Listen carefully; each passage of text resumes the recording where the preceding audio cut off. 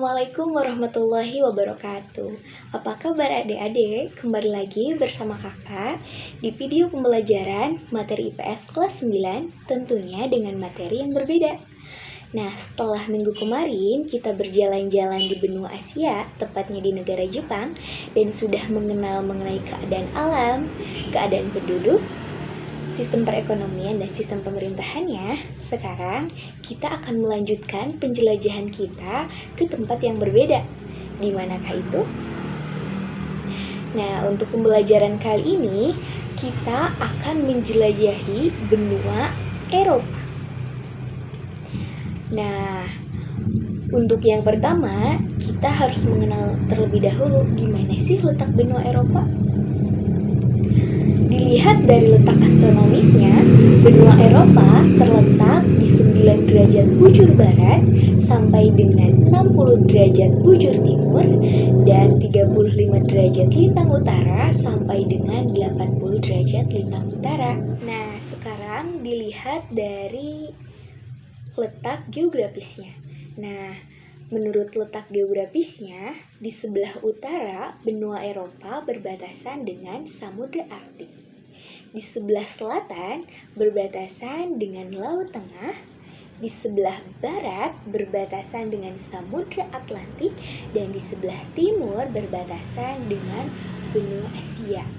Selanjutnya, letak geologis benua Eropa.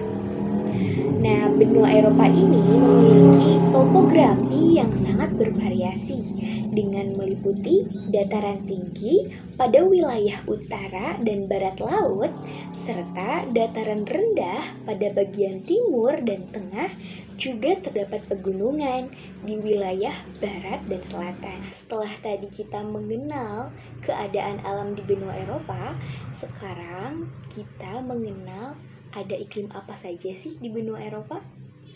Nah, kembali lagi ke letak astronomis di benua Eropa itu, yang dimana letak astronomisnya berada pada 9 derajat bujur barat sampai dengan 60 derajat bujur timur dan 35 derajat lintang utara sampai dengan 80 derajat lintang utara. Maka benua Eropa ini rata-rata negaranya beriklim subtropis dan sedang. Nah, sama dengan pembelajaran kita minggu kemarin, negara Jepang juga memiliki iklim yang sama.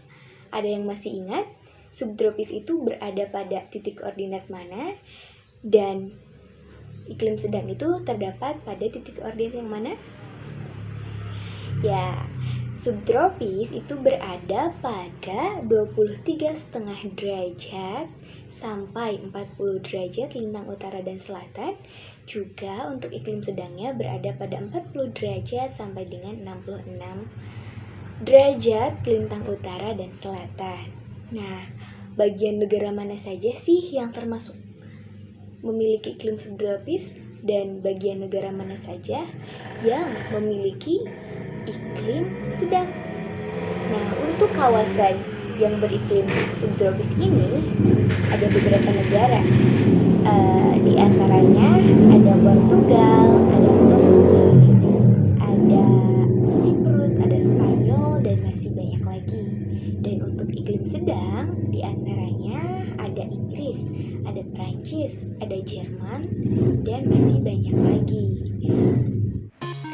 Nah, selanjutnya yaitu mengenai pembahasan keadaan penduduk benua Eropa. Nah, selanjutnya kita akan membahas mengenai keadaan penduduk di benua Eropa.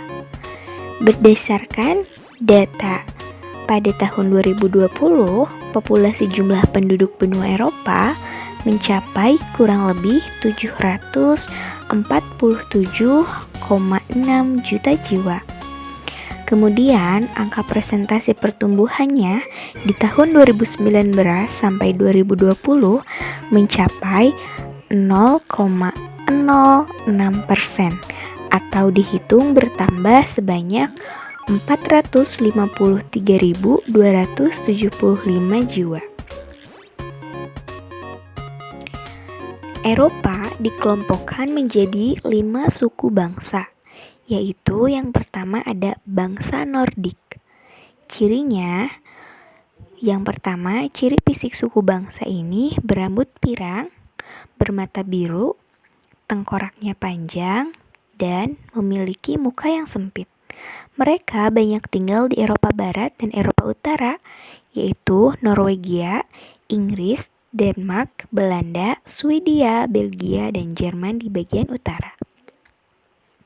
Yang kedua ada bangsa Alpen, dengan ciri fisik, rambut hitam, mata hitam, tengkorak lebar, dan tidak terlalu tinggi.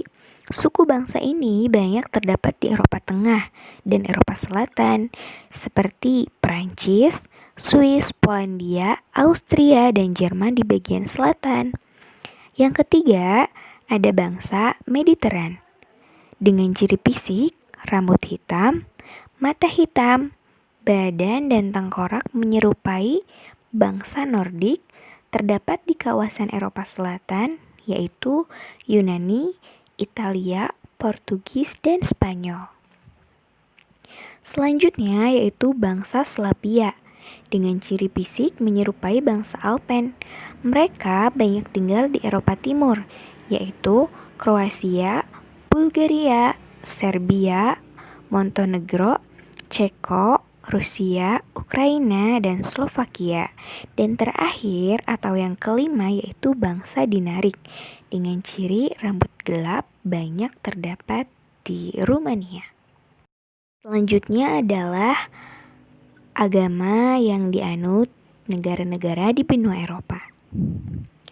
Penduduk Eropa menganut beragam jenis agama.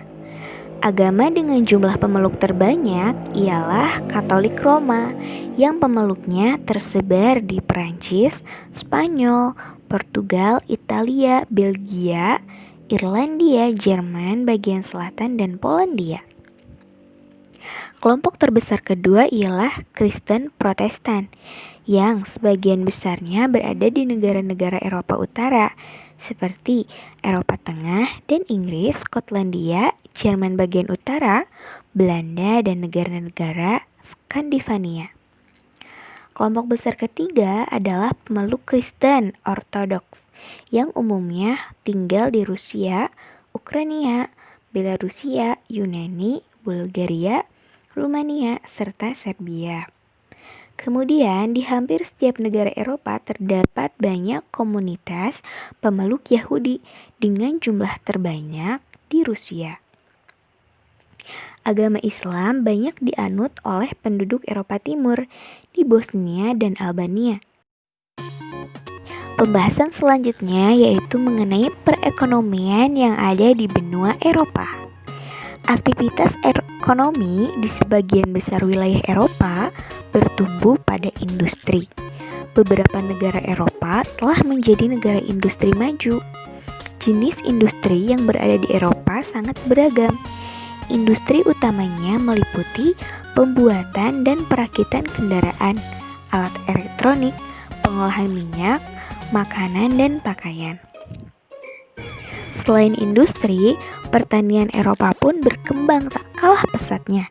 Jenis tanaman yang ditanam di Eropa meliputi gandum, jagung, kentang, dan buah-buahan. Selanjutnya merupakan bentuk pemerintahan negara-negara yang ada di benua Eropa.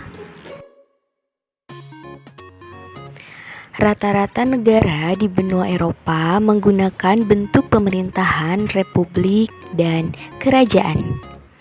Nah, silahkan disimak ya, di atas merupakan negara-negara yang ada di benua Eropa beserta bentuk pemerintahannya.